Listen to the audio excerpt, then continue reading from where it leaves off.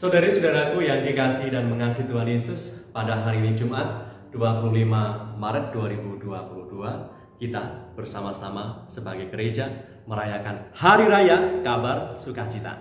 Menu sabda kita hari dari Injil Suci menurut Lukas bab 1 ayat 26 sampai 38. Mari kita siapkan hati kita untuk mendengarkan sabdanya.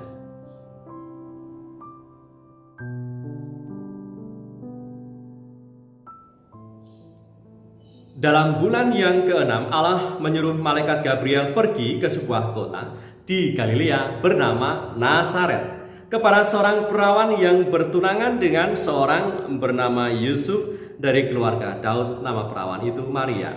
Ketika malaikat itu masuk ke rumah Maria, ia berkata, "Salam, hai engkau yang dikaruniai, Tuhan menyertai engkau." Maria terkejut mendengar perkataan itu, lalu bertanya di dalam hatinya, "Apakah arti salam itu?" Kata malaikat itu kepadanya, "Jangan takut, hai Maria, sebab engkau beroleh kasih karunia di hadapan Allah. Sesungguhnya engkau akan mengandung dan akan melahirkan seorang anak laki-laki, dan hendaklah engkau menamai dia Yesus. Ia akan menjadi besar dan akan disebut anak Allah yang Maha Tinggi, dan Tuhan Allah akan mengaruniakan kepadanya tahta Daud bapa leluhurnya, dan ia akan menjadi raja atas kaum keturunan Yakub sampai selama-lamanya, dan kerajaannya tidak akan berkesudahan." Kata Maria kepada malaikat itu, "Bagaimana hal itu mungkin terjadi karena aku belum bersuami?"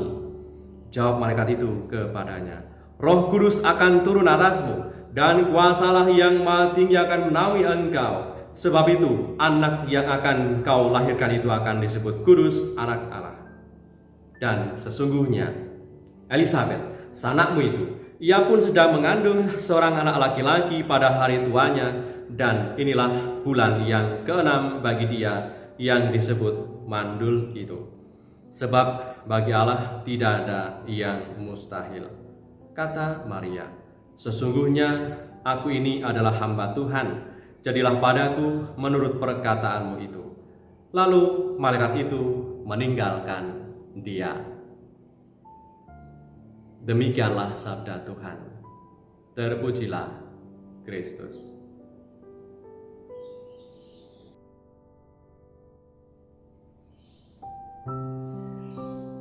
Saudari-saudaraku yang terberkati, hari ini kita bersama-sama merayakan Hari Raya Kabar Sukacita.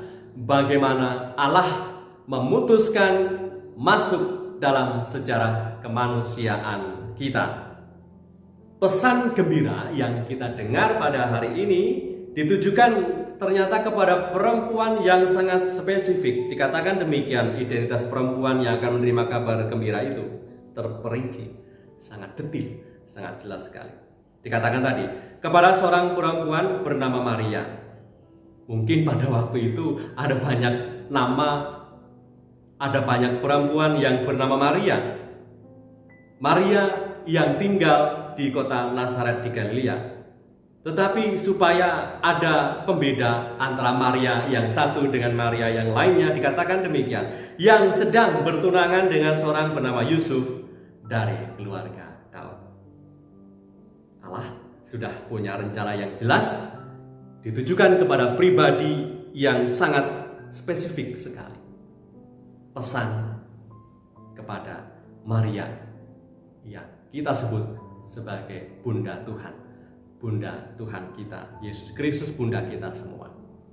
Maka dari peristiwa yang kita renungkan, dari sabda yang kita renungkan dan kita dengarkan hari ini, Allah yang walaupun sedemikian maha kuasa, maha dahsyat, ternyata tidak pernah memaksakan manusia untuk menuruti rencana panggilan dan kehendaknya.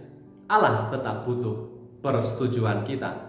Allah menghormati kehendak bebas kita, memberikan kebebasan kepada kita mau mengikuti rencananya atau rencana-rencana lain. Maka dalam dialog iman antara malaikat Tuhan yang sering kita sebut sebagai malaikat sang pembawa kabar, yaitu malaikat Gabriel dengan Maria, nyata sungguh bahwa Allah sudah punya rencana dan tetap terbuka pada tanggapan Maria.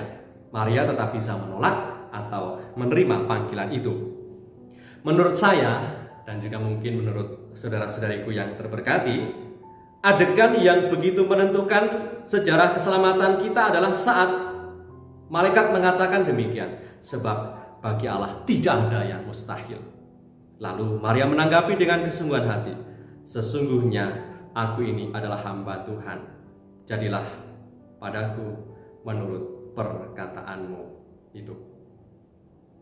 Ketika Maria mendengar warta gembira, seolah-olah manusia dari generasi ke generasi menunggu saat di mana Maria ingin menjawab apa.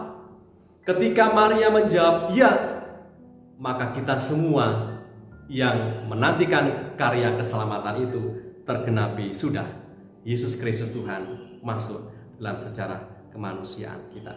Maka dengan Maria mengatakan ya, Allah menjadi manusia dan tinggal di antara kita. Maka Bunda Maria ini adalah teladan kemuridan kita yang tidak hanya mendengar sabda, tetapi juga tekun memeliharanya. Mari kita menghidupi semangat hamba yang diteladankan oleh Bunda Maria. Biarlah kehendak Allah saja yang terjadi atas hidup kita. Seperti Pater Dehon sebagai pater pendiri kongregasi SCY sebagai Dehonian mengatakan demikian. Dan ini juga bisa menjadi ajakan bagi kita seperti Bunda Maria mengimaninya dan percaya. Pater Dehon selalu bertanya dan selalu merefleksikan hidupnya. Tuhan, apa yang Engkau kehendaki supaya aku perbuat bagimu.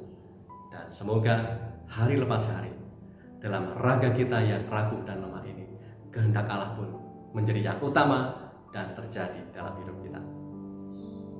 Marilah berdoa. Dalam nama Bapa dan Putra dan Roh Kudus. Amin. Salam Maria, penuh rahmat Tuhan sertamu. Terpujilah engkau di antara wanita dan terpujilah buah tubuhmu Yesus.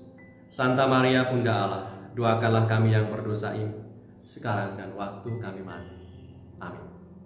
Berkatalah yang Maha Kuasa turun atas kita semua, Bapa, Putra, dan Roh Kudus. Amin.